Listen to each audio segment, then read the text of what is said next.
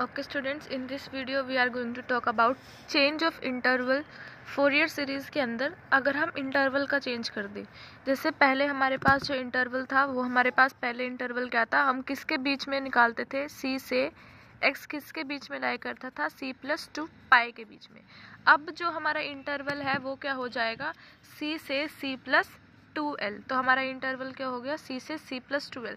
तो हमारी जो फोरियर सीरीज़ बनेगी वो क्या बनेगी, अब fx is equal to a0/2 plus summation n1 to infinity an cos, पहले क्या था सिर्फ nx, अब क्या हो जाएगा n πx/l, यानी कि n की जगह अब हम क्या लिख रहे हैं, n π/l। ऐसे ही summation n1 to infinity bn sin n πx/l। अब इधर हमारे पास जो a0 है वो क्या है, 1/l integration c to c+2l। पहले क्या था, इंटीग्रेशन किससे करते थे, लिमिट c से c+2 पाई तक। अब हमारे पास जो a0 की वैल्यू होगी वो क्या होगी, 1/l। पहले हम क्या करते थे 1/π, अब क्या कर रहे हैं 1/l, यानी कि जहाँ जहाँ पाई था वहाँ वहाँ हमने क्या कर दिया l। c से c+2l fx dx, an क्या हो जाएगा 1/l इंटीग्रेशन c से c+2l fx cos nx की जगह क्या आ गया, cos nπ/lx dx, और bn हमारे पास क्या आ गया 1/l इंटीग्रेशन c से c+2l fx sin nπx/l dx। अब इसके अंदर हम एक क्वेश्चन देख लेते हैं जो कि KUK यूनिवर्सिटी में 2022 के अंदर आया हुआ है, मतलब इसके चांसेस भी हैं आने के।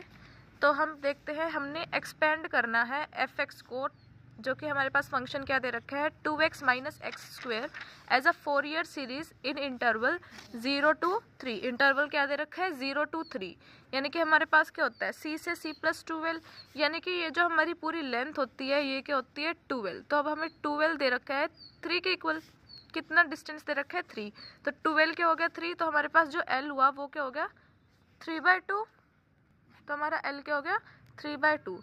तो हमारे पास हम क्या लिखेंगे, that Fourier series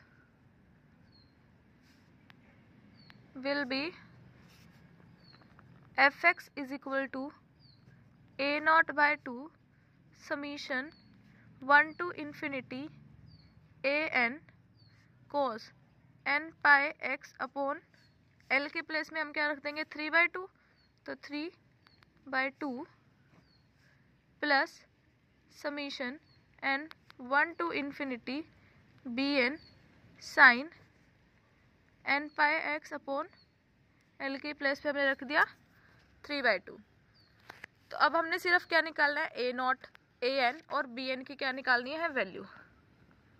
तो हमारे पास a0 क्या हो जाएगा 1/l इंटीग्रेशन c से c+2l है, और हमारे पास क्या दे रखा है 0 to 3, और fx क्या दे रखा है 2x - x² dx, और l की प्लेस में हम क्या रख देंगे 3/2, तो ये क्या हो जाएगा 3 और ये 2 क्या चला गया ऊपर। तो जब आप इसको सॉल्व करोगे वो क्या होगा, a0 is equal to 2/3, 2x की इंटीग्रेशन क्या होगी 2x²/2, x² की क्या होगी x³ लिमिट क्या होगी 0 to 3, तो ये क्या हो जाएगा 2/3, 2 से 2 cancel, upper limit minus lower limit, upper limit क्या है 3 का स्क्वायर माइनस, अब देखो x का क्यूब यानी कि 3 का क्यूब बाय 3 क्या हो जाएगा 3 का स्क्वायर, ये होगी हमारी अपर लिमिट। अब हम पुट करेंगे 0 पुट करेंगे तो इधर भी 0 आएगा और इधर भी 0 आएगा, तो ये क्या हो जाएगा upper limit minus lower limit. तो हमारे पास ये कट गया और अंदर क्या बचा 0, तो मल्टीप्लाई करके हमारे पास a0 की वैल्यू क्या आ गई पूरी 0, यानी कि हमारे पास a0 क्या है 0। अब हम क्या निकालेंगे an और bn, तो निकालते हैं an। तो ये होगा हमारे पास an क्या होता है 1/l integration 0 to 3 fx cos nπx/l, मैंने इधर l की वैल्यू पुट कर दी। तो अब हम क्या करते हैं, इसके साथ बिकॉज को मल्टीप्लाई कर देते हैं और इसके साथ बिकॉज को मल्टीप्लाई कर देते हैं, और फिर उनको अलग अलग सॉल्व करेंगे ताकि कैलकुलेशन ईजी हो जाए। तो मैंने इसको मल्टीप्लाई कर दिया कोस के साथ, तो ये हमारे पास क्या होगा, हमने इनको अलग अलग कर देते हैं। अब हम क्या करते हैं, इसको ले लेते हैं फर्स्ट फंक्शन, इस पूरे को ले लेते हैं हम फर्स्ट फंक्शन, और इसको ले लेते हैं पूरे को सेकंड फंक्शन। क्योंकि अगर हम इसको एक साथ सॉल्व करने लगे तो हम कंफ्यूज हो जाएंगे, क्योंकि इसकी कैलकुलेशंस बहुत लंबी हो जाएंगी। तो हम इनको अलग अलग सॉल्व करते हैं। पहले हम सॉल्व करते हैं फर्स्ट को। तो हमारे पास फर्स्ट क्या है, इंटीग्रेशन 0 to 3, 2 को कांस्टेंट है तो बाहर ले लेते हैं, x cos 2n pi x by 3 dx। तो अब इसमें लगेगा integration by parts. Integration by parts का फॉर्मूला आपको पता होगा, इंटीग्रेशन यू वी क्या होता है, first as it is, second के integration minus sign of integration, first के डिफरेंशिएशन और सेकंड के इंटीग्रेशन। तो इसका एक शॉर्ट मेथड भी होता है, उसमें हम क्या करते हैं, सबसे पहले जैसे हमारे पास ये है तो हम क्या करते हैं, ऐसे लिखते हैं उसको, v1 minus u dash v2 plus u double dash v3 और माइनस, और फिर ये जहाँ तक चलता जाए। इसमें क्या करते हैं, फर्स्ट फंक्शन को ऐसे ही रखते हैं और सेकंड की इंटीग्रेशन करते हैं, फिर माइनस का साइन और प्लस का साइन अल्टरनेटिव पोजीशंस पे चलेगा, यानी कि minus then plus then minus. फिर आपने जो इसकी डिफरेंशिएशन करी और इसकी जो इंटीग्रेशन थी उसकी दोबारा इंटीग्रेशन कर दी। अब ये डिफरेंशिएशन की दोबारा डिफरेंशिएशन यानी कि डबल डेरिवेटिव ऑफ u और third time integration of v, ऐसे ही चलते जाएंगे जब तक आपका जो डेरिवेटिव है वो क्या हो जाए, कांस्टेंट ना हो जाए। तो अब ठीक है, तो ये समझ आ गया। फर्स्ट पहले ऐसे ही रखा, सेकंड की इंटीग्रेशन, फिर माइनस का साइन, इसकी डिफरेंशिएशन और इस वाले की इंटीग्रेशन, फिर प्लस का साइन, इस वाले की डिफरेंशिएशन और इस वाले की इंटीग्रेशन, और ऐसे ही ये चलता रहेगा। तो अब हम इधर आ जाते हैं, तो ये रहा हमारा फर्स्ट फंक्शन यानी कि u, और ये रहा हमारे पास सेकंड फंक्शन। तो अब हम क्या करेंगे, 2 तो कांस्टेंट था वो तो बाहर ही रह गया। अब देखो, अब इसके हम इंटीग्रेशन कर रहे हैं, तो फर्स्ट एज इट इज़ यानी कि x एज इट इज़, और इसकी इंटीग्रेशन, कोस की इंटीग्रेशन क्या होती है, sign 2n pi x by 3, और जो x के साथ में है वो सारा क्या आ जाएगा, डिवाइड में 2n पाई बाय 3। अब क्या होगा, मैं इधर लिख देती हूँ, प्लस का था, अब हम क्या लगाएंगे, माइनस का साइन, तो माइनस इसकी डिफरेंशिएशन, x की डिफरेंशिएशन क्या होगी 1, और इसकी इंटीग्रेशन, तो साइन की इंटीग्रेशन क्या होती है, माइनस ऑफ कोस, तो माइनस कोस 2n पाई x बाय 3, और डिवाइडेड बाय में ये तो था ही, और एक और बार ये आ गया तो इसका क्या हो जाएगा, स्क्वायर।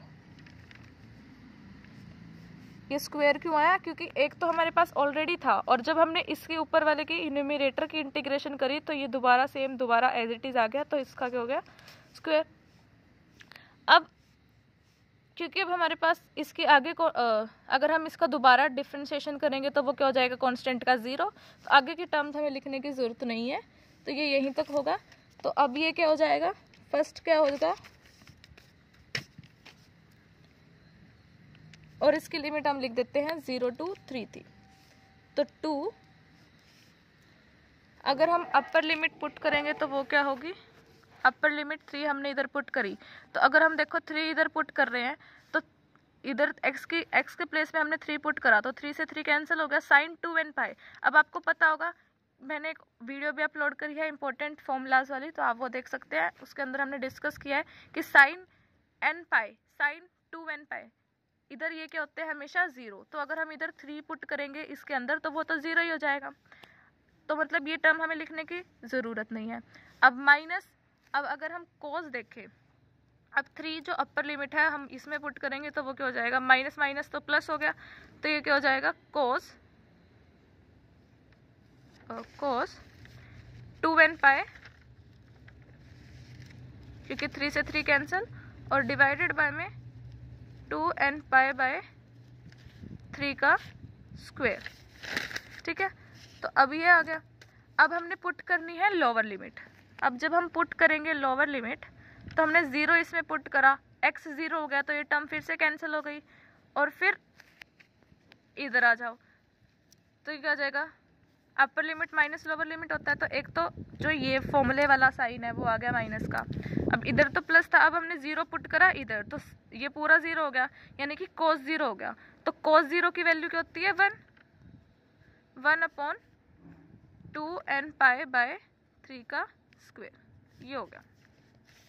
तो मतलब कि हमारे पास जो फर्स्ट की वैल्यू आई वो क्या आ गई 2 टाइम्स cos 2nπ। अब cos nπ क्या होता था -1n, बट अब है हमारे पास cos 2nπ, और cos 2nπ हमेशा क्या होता है 1, तो ये क्या 1/2nπ/3 का स्क्वायर -1/2nπ/3 का स्क्वायर, तो ये हो गया कैंसिल। तो ये हमारे फर्स्ट पार्ट ऑफ इंटीग्रेशन से हमारे पास क्या आ गया 0 आ गया। ठीक है, अब हम सॉल्व करेंगे इसका सेकंड पार्ट। तो अब हम सॉल्व करते हैं सेकंड पार्ट। तो इसके अंदर भी इंटीग्रेशन बाय पार्ट्स लगेगा, जैसे हमने ऊपर लगाया था यूवी वाला फॉर्मूला वही लगेगा सेम, तो वो जल्दी से लिख देते हैं। आफ्टर सॉल्विंग सेकंड हमारे पास क्या आ गया, फर्स्ट का एज इट इज, और सेकंड की इंटीग्रेशन जब हम करेंगे तो कोस की होती है साइन, और जो एक्स के साथ था वो डिनोमिनेटर में आ गया, माइनस का साइन, फर्स्ट की डिफरेंशिएशन यानी कि 2x, और फिर इस वाले की पूरे की इंटीग्रेशन, इस वाले की पूरे की इंटीग्रेशन, तो वो ये आ गई साइन की माइनस कोस, और फिर एक साथ 2nπ/3 था ही, और एक इसका आ गया तो ये स्क्वायर हो गया, फिर प्लस 2x की डिफरेंशिएशन जो कि है 2, और फिर इसकी इंटीग्रेशन जो कि ये आ जाएगी, इधर क्यूब आएगा क्योंकि 2 तो पहले थे ही और एक दोबारा से आ गया। अब इसकी हम क्या करते हैं लिमिट्स पुट कर देते हैं, first upper limit minus lower limit. तो जब हम इसमें 3 पुट करेंगे तो ये क्या हो जाएगा sin 2nπ, तो ये टर्म क्या हो गई 0।